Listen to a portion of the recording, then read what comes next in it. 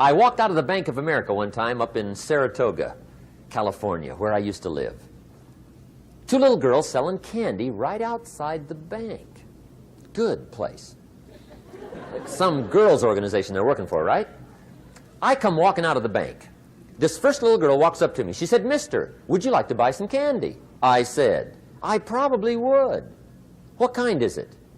She said, "It's almond roca."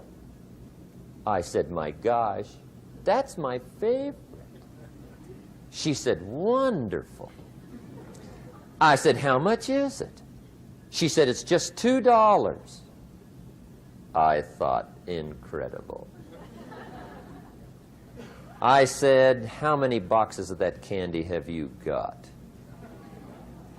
She said, 5.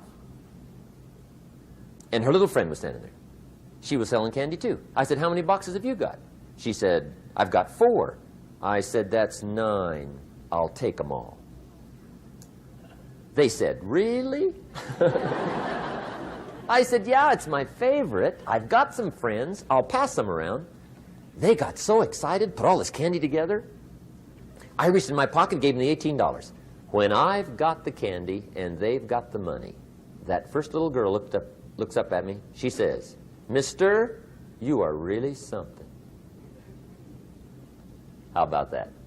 Can you imagine only spending $18 and have somebody look at you in the face and say, "You are really something"? Now you know why I carry heavy, right? I'm not going to miss anymore. It was just one of those reasons. Helped to change my life. One of my nitty-gritty reasons was budget finance. Budget finance used to grind my soul. Way back in those early days, I had fallen for one of those consolidation loans, where you take all your little hard-to-pay bills, put them into one big impossible-to-pay bill, right?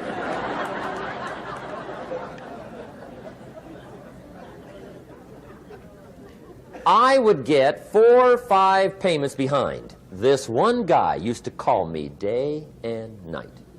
I don't think they're allowed to do that anymore. Harassed me. Threatened to run me in front of the judge. Threatened to ruin my credit. Threatened to embarrass my family. One day he said, "We're going to come get your car, drag it rear end up down the street in front of your neighbors." The guy even called me a flake. And back in those days, I'm broke, I'm pitiful, there's nothing I can do about it. But I never forgot how the guy treated me. And when I met Mr. Schoaf and I got my life straightened out and the money started to flow, that was one of my first projects, budget finance. I poured it on day and night.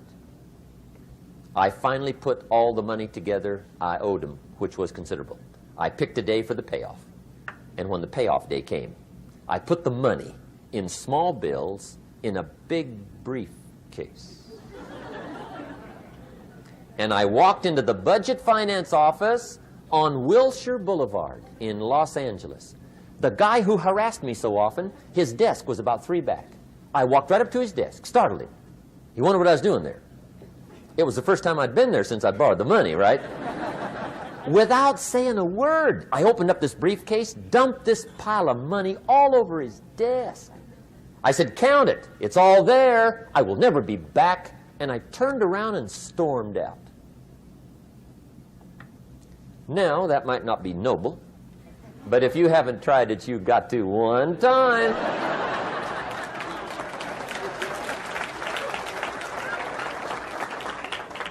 It can be the day that turns your life around. All you need is a reason that turns you on.